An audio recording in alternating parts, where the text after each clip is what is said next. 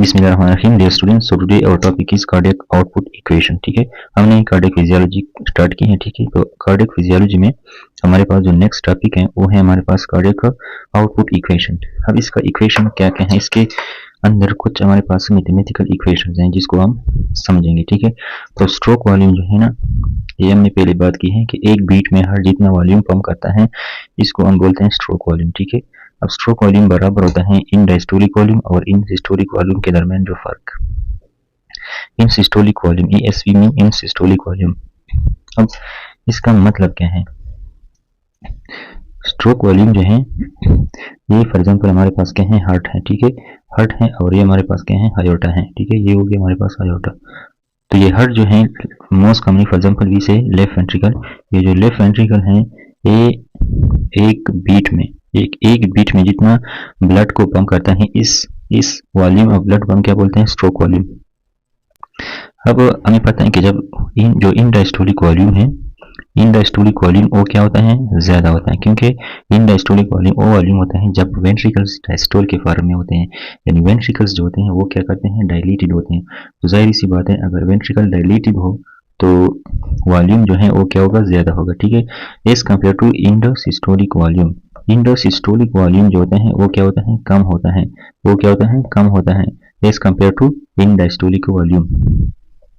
तो end diastolic volume ज्यादा होता है इन सिस्टोलिक वॉल्यूम के मुकाबले में, क्योंकि इन सिस्टोलिक वॉल्यूम वो वॉल्यूम होता है जब हार्ट जो होता है मुकम्मल तौर पर सिस्टोल कर ले। ठीक है, तो इस टाइम हार्ट जो होता है वो कंट्रैक्ट होता है। ठीक है, तो जब वो कंट्रैक्ट होते हैं तो उसके अंदर कैपेसिटी कम होती है और उसने ब्लड जो है पंप किया होते हैं, और जो पंप ब्लड ये हार्ट पंप करता है इस ब्लड को हम स्ट्रोक वॉल्यूम बोलते हैं। ठीक है, तो स्ट्रोक वॉल्यूम जो है हमारे पास इन डायस्टोलिक वॉल्यूम और इस इंडोसिस्टोलिक वॉल्यूम के दरमियान डिफरेंस को बोलते हैं हम। ठीक है, this is the difference between in diastolic and in systolic volume.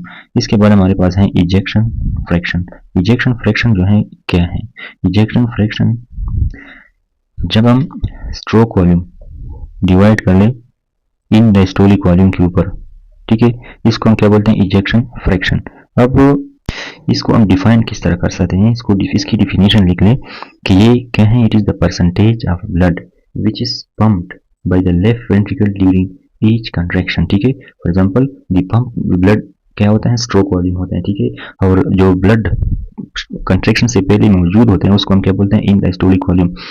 Let's for example हमारे पास एक हार्ट है, इस हार्ट के अंदर हमारे पास ब्लड मौजूद है, सही है। तो इस ब्लड को जब हार्ट पंप करता है तो जितना ब्लड पहले मौजूद था इसको हम बोलते हैं इन डायस्टोलिक वॉल्यूम, और जितना ब्लड ये पंप करता है तो इसको हम बोलते हैं स्ट्रोक वॉल्यूम। तो अगर स्ट्रोक वॉल्यूम इन डायस्टोलिक वॉल्यूम के ऊपर डिवाइड कर ले तो इसको हम क्या बोलते हैं, इजेक्शन फ्रैक्शन।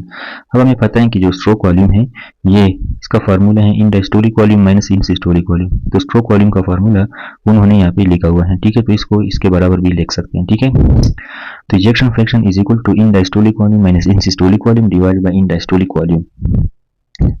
अब यहाँ पे क्या लिखा हुआ है कि ejection fraction is an index of ventricular contractility. इसका मतलब ये है कि इजेक्शन फ्रैक्शन जो है इससे हम वेंट्रिकुलर कंट्रैक्टिलिटी का पता लगा सकते हैं। ठीक है, इसका मतलब ये है कि अगर इजेक्शन फ्रैक्शन ज्यादा है तो इसका मतलब कि वेंट्रिकुलर कंट्रैक्टिलिटी ज्यादा है, अगर इजेक्शन फ्रैक्शन कम है तो इसका मतलब ये है कि वेंट्रिकुलर कंट्रैक्टिलिटी कम है। अब हमारे पास एक कंडीशन है जिसका नाम है सिस्टोलिक हार्ट फेलियर। ठीक है, तो सिस्टोलिक हार्ट फेलियर में हमें पता है क्या होता है, सिस्टोल सही नहीं होता। ठीक है, हार्ट सिस्टोल नहीं कर सकता। अगर हार्ट सिस्टोल नहीं कर सकता तो इसका मतलब ये है कि हार्ट पंपिंग नहीं कर सकता। अगर हार्ट पंपिंग नहीं कर सकता तो इसका मतलब ये है कि हार्ट स्ट्रोक वॉल्यूम इजेक्ट नहीं कर सकता। ठीक है, तो स्ट्रोक वॉल्यूम जो है कम होगा, तो स्ट्रोक वॉल्यूम जब कम होता है तो हमें पता है कि नॉमिनेटर अगर कम है तो इजेक्शन फ्रैक्शन भी कम होगा।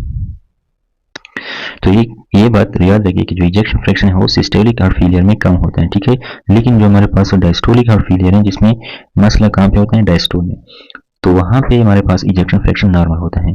क्यों नॉर्मल होता है, क्योंकि डायस्टोल का तो पंपिंग के साथ या स्ट्रोक वॉल्यूम के साथ कोई काम नहीं है। तो अगर हमारे पास डायस्टोलिक हार्ट फेलियर है तो इसमें हमारे पास स्ट्रोक वॉल्यूम जो है इफेक्ट नहीं होगा। अगर स्ट्रोक वॉल्यूम इफेक्ट नहीं होगा तो हमारे पास तो हमारा जो इजेक्शन फ्रैक्शन है वो भी इफेक्ट नहीं होगा। तो डायस्टोलिक हार्ट फेलियर में हमारे पास इजेक्शन फ्रैक्शन नॉर्मल होता है, जबकि सिस्टोलिक हार्ट फेलियर में हमारे पास इजेक्शन फ्रैक्शन जो है वो क्या होता है, डिक्रीज होता है। अब नॉर्मल कितना होता है, ठीक है, तो ये बात नोट कीजिए कि 50 to 70% जो है वो नॉर्मल होता है, ठीक है। Normal ejection fraction is 50 to 70%। Normal ejection fraction कितना है, 50 to 70%।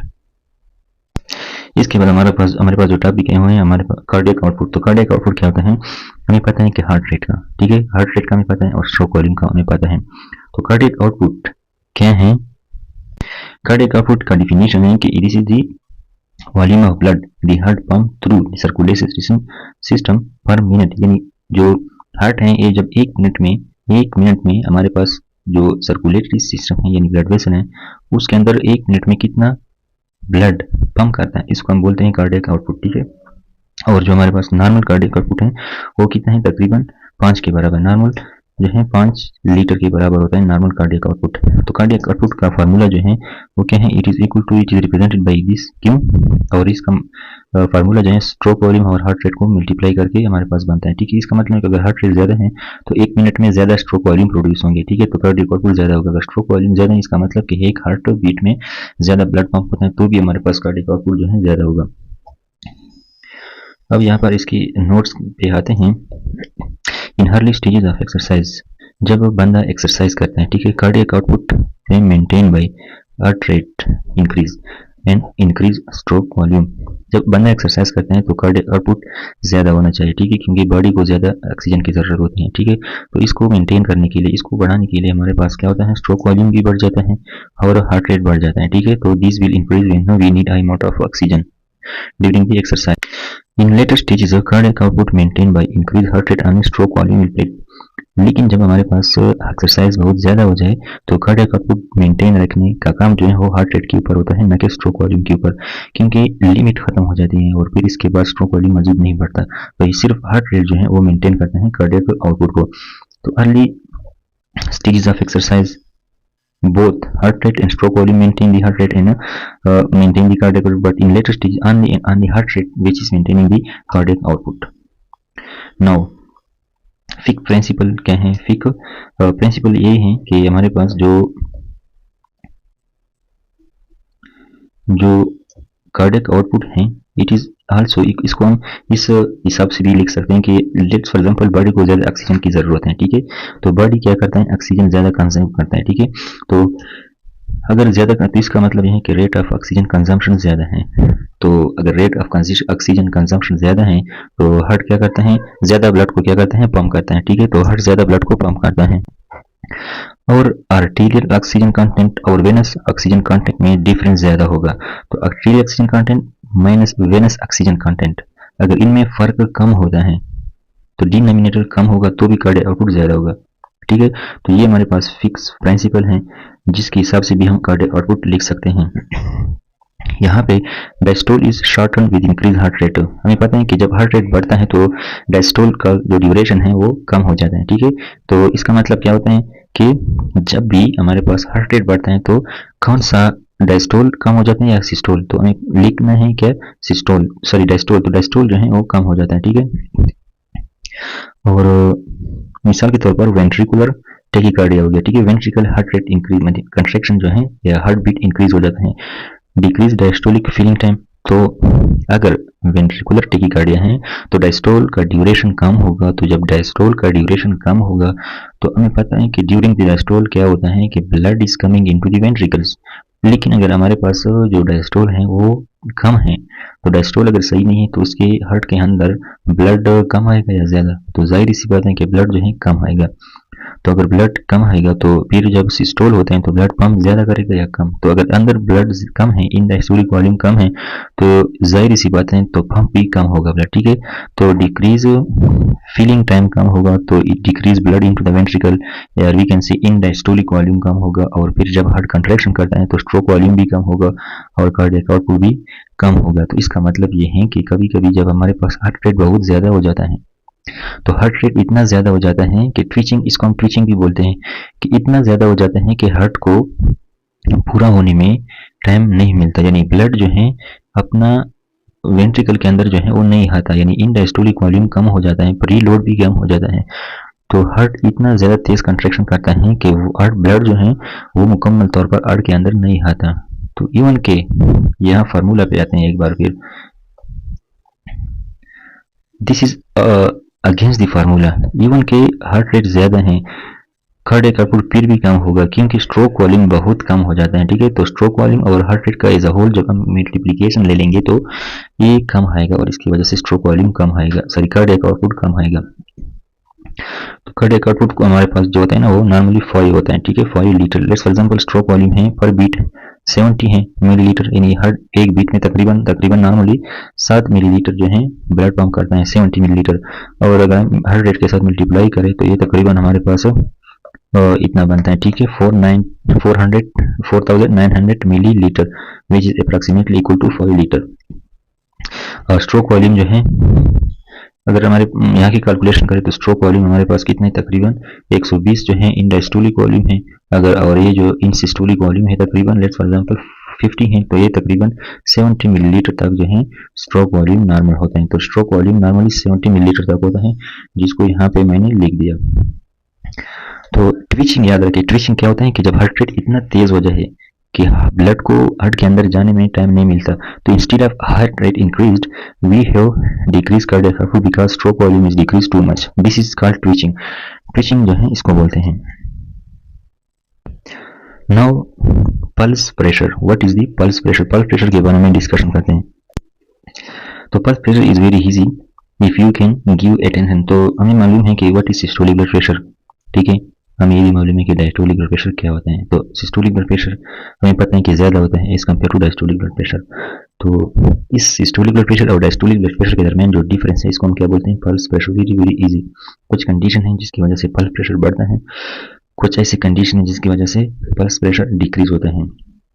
फर्दर इसको हम मेटालॉजी और मेडिसिन में पढ़ेंगे कि कौन सी कंडीशन है जिसमें ये बढ़ता है, एक्सप्लेन करेंगे, पल्स पैराडॉक्स और ये चीज़ें जो है हम करेंगे, लेकिन अभी जो ज़रूरी है वही पढ़ते हैं। तो pulse pressure is equal to systolic blood pressure, ठीक है, माइनस डायस्टोलिक ब्लड प्रेशर, ठीक है, डायस्टोलिक ब्लड प्रेशर। तो इसको हम क्या बोलते हैं? Pulse pressure. Pulse pressure is the difference between diastolic and systolic blood pressure. तो लेट्स फॉर एग्जांपल हमें पता है कि जब ब्लड प्रेशर मालूम करते हैं तो हम लिखते हैं ना कि नॉर्मली 120 डिवाइडेड बाई 80, ठीक है। तो ये जो ऊपर वाला है वो क्या है? सिस्टोलिक ब्लड प्रेशर है और नीचे वाला क्या है? डायस्टोलिक ब्लड प्रेशर है, ठीक है। तो अब इनमें जो फर्क है ना ये तो हम जिसका मतलब डिवीजन नहीं है, हम सिर्फ इसलिए लिखते हैं। तो अगर हम सिस्टोलिक और डायस्टोलिक के दरमियान जो फर्क है वो मालूम करें तो वो है 40। तो 40 millimetre of mercury, this is just normal pulse pressure, ठीक है। तो इसको हम क्या बोलते हैं? Pulse pressure. तो कुछ कंडीशन है जिनकी वजह से हमारे पास पल्स प्रेशर इंक्रीज होता है और कुछ ऐसी कंडीशन है जिनकी वजह से ब्लड प्रेशर डिक्रीज होता है। तो हमने यहाँ पे लिखा है कि पल्स प्रेशर, पीपी का मतलब है पल्स प्रेशर, ठीक है। Pulse pressure is directly proportional two stroke volume. Why? Stroke volume depend upon the systolic blood pressure, ठीक है। तो अगर स्ट्रोक वॉल्यूम ज़्यादा होगा तो सिस्टोलिक ब्लड प्रेशर क्या होगा? ज़्यादा होगा, ठीक है। तो सिस्टोलिक ब्लड प्रेशर ज़्यादा होगा तो इसका मतलब क्या है कि पल्स प्रेशर भी ज़्यादा होगा, ठीक है। इस वजह से हम कहते हैं इन pulse pressure is inversely proportional to arterial compliance, ठीक है। आर्टेरियल कंप्लायंस के अपोजिट है ये, ठीक है। तो it is inversely proportional to the arterial compliance. Now what is arterial compliance? Let me write a formula for arterial compliance and write a definition for this. Compliance जो होता है, compliance is what? This is the ability of a vessel to expand in response to change in the pressure, ठीक है। तो pressure में जो change आता है उसके हिसाब से जो वॉल्यूम में चेंज आता है उसको हम क्या बोलते हैं? कंप्लायंस बोलते हैं। जैसे कि लेट्स फॉर एग्जांपल सी मतलब क्या है? Compliance is equal to change in volume, ठीक है, that occur due to change in pressure, ठीक है। इसका मतलब क्या हो गया, ठीक है। अगर हमारे पास प्रेशर में चेंज आने की वजह से वॉल्यूम में चेंज ज़्यादा है तो कंप्लायंस क्या होगा? ज़्यादा होगा। अगर प्रेशर में चेंज की वजह से वॉल्यूम में चेंज ज़्यादा आता है तो कंप्लायंस क्या होगा? ज़्यादा होगा। अब अगर प्रेशर में चेंज की वजह से वॉल्यूम में चेंज कम आता है तो इसका मतलब कि कंप्लायंस क्या है? कम है। यानी प्रेशर में चेंज की वजह से वॉल्यूम में चेंज अगर कम है तो कंप्लायंस जो है ये हमारे पास क्या है? कम है। तो ग्रेटर कंप्लायंस का मतलब क्या है कि greater increase in vascular volume during an increase in the pressure. जिस फॉर एग्जांपल अगर इलास्टिक आर्टरीज हैं, ठीक है, इलास्टिक आर्टरीज क्या होते हैं? उनमें कंप्लायंस ज़्यादा होता है क्योंकि जब हम वहाँ पे प्रेशर बढ़ाते हैं ना तो प्रेशर के बढ़ने की वजह से वॉल्यूम में क्या होता है? चेंज ज़्यादा आता है। लो कंप्लायंस में हमारे पास क्या होता है कि लेस इंक्रीज होता है वास्कुलर वॉल्यूम में during an increase in a certain amount of pressure, और ये होता है हमारे पास मस्कुलर आर्टरीज में। तो मस्कुलर आर्टरीज जो हैं तो जो मस्कुलर आर्टरीज होते हैं वो स्ट्रांग होते हैं, तो वहाँ पे अगर हम प्रेशर में चेंज लाए तो वॉल्यूम में चेंज कम होता है। इसका मतलब कि कंप्लायंस क्या है, कम है। अब अगर यहाँ पे हम आ जाए तो pulse pressure is inversely proportional to the arterial compliance, यानी आर्टेरियल कंप्लायंस अगर कम होगा तो पल्स प्रेशर जो है वो ज्यादा होगा। इसके बाद increase in the pulse pressure in aortic regurgitation. अब कुछ कंडीशन है जिनमें पल्स प्रेशर क्या होता है, बढ़ता है। कुछ कंडीशन है जिनमें पल्स प्रेशर जो है बढ़ता है, कुछ कंडीशन, और ये किस तरह बढ़ता है इसको हम डिस्कस करेंगे। आप इसको शॉर्टली लिख लें, मैं यहाँ पे सारा नहीं लिख सकता, मैं सिर्फ ज़बानी बताता हूँ। आयोटिक रिगर्गिटेशन, आयोटिक रिगर्गिटेशन में पल्स प्रेशर बढ़ता है, ठीक है। In aortic regurgitation pulse pressure is increased. ये किस तरह होते हैं, देखिए हमारे पास जो आयोटिक रिगर्गिटेशन होता है, लेट्स फॉर एग्जांपल अयोर्टा है, ठीक है।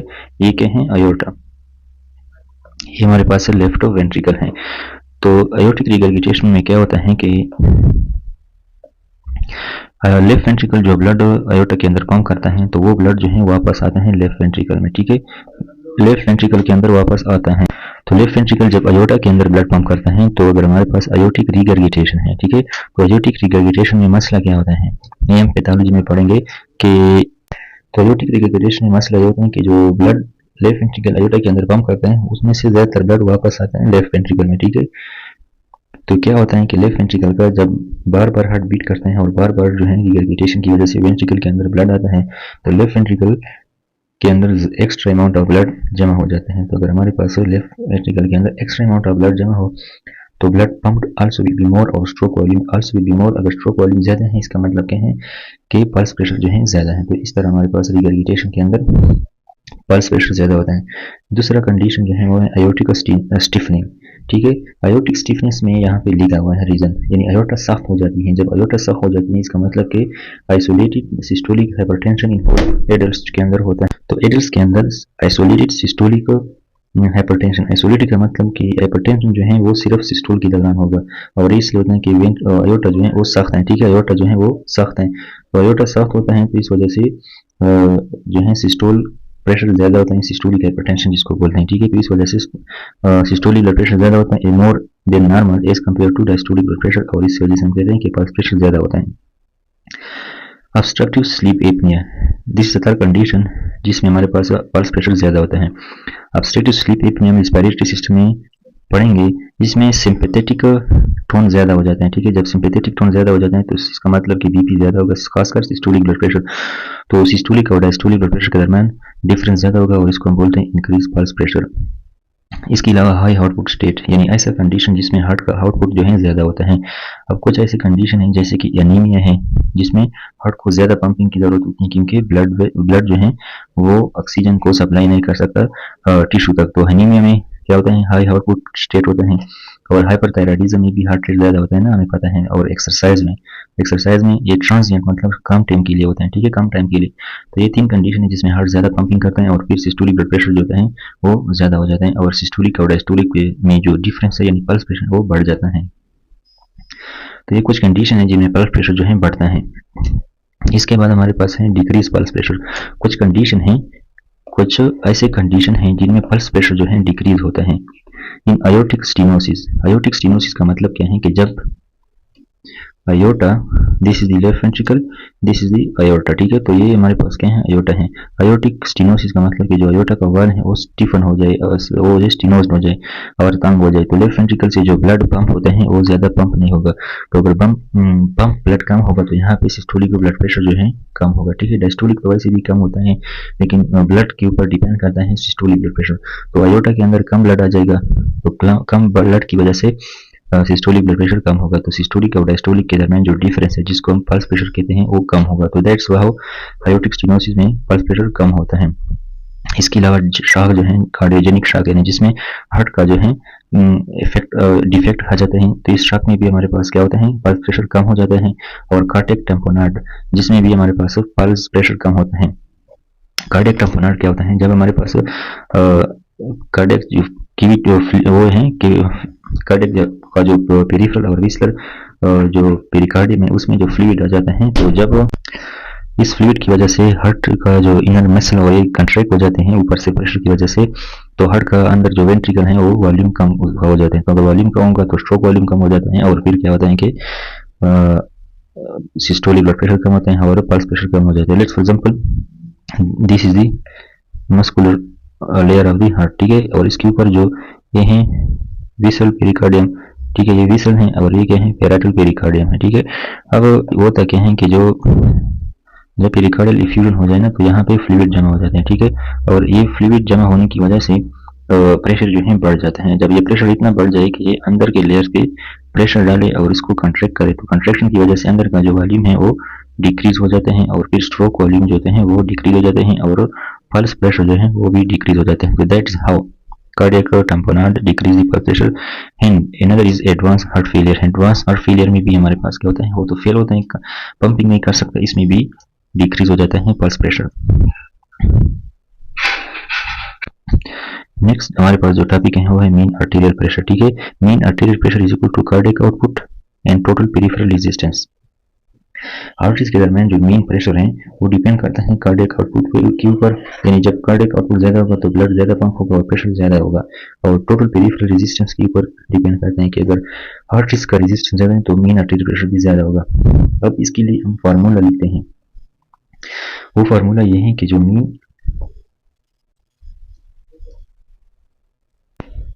मीन आर्टेरियल जो प्रेशर है, mean arterial pressure this is equal to रेस के ऊपर it is equal to 2/3 diastolic blood pressure plus 1/3 systolic blood pressure. Diastolic 2 है क्योंकि ये डायस्टोल ज्यादा टाइम लेते हैं तो इसको इस तरह लिखा हुआ है। तो ये क्या है सिस्टोलिक और डायस्टोलिक 1/2, 1/3 और डायस्टोलिक इज 2/3।